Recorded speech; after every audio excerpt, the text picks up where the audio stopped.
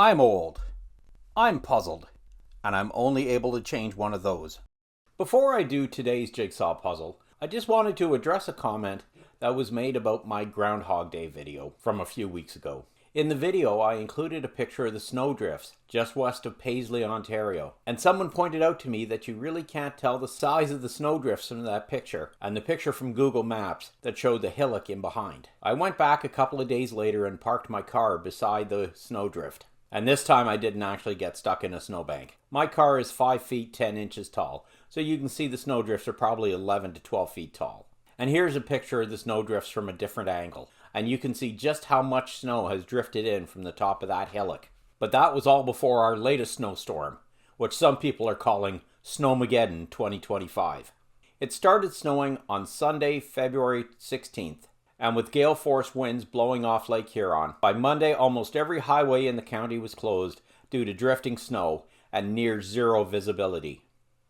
A lot of the highways stayed closed for 3 or 4 days, and the main highway along the shores of Lake Huron was still closed 6 days later. As for the place where I live, I took this picture back in November because it was unusual to have such a lovely day this late in the year, and I wasn't sure when winter was really going to hit. This is a picture of the same Sauble Beach sign after Snowmageddon. So yeah, Wyerton Willie's prediction of an early spring may have been a little off this year. The weather did turn nice for a few days, and it actually got up to 8 degrees Celsius. And so I opened the window to allow Juno to go out and get some fresh air out on her catio. She was happy to be out there, but I don't think she was very impressed by the snowdrift that was still inside the catio. So today's puzzle is a 1,000-piece Eurographics puzzle called Travel Canada Vintage Posters. So let's do it.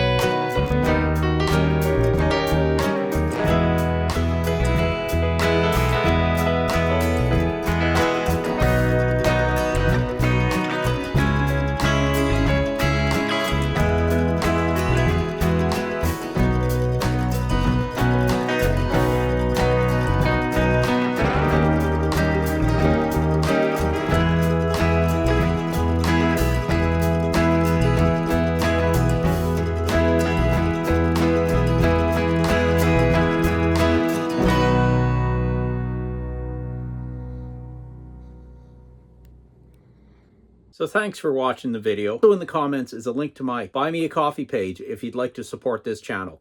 And subscribe to this channel to see what other nonsense I can get up to.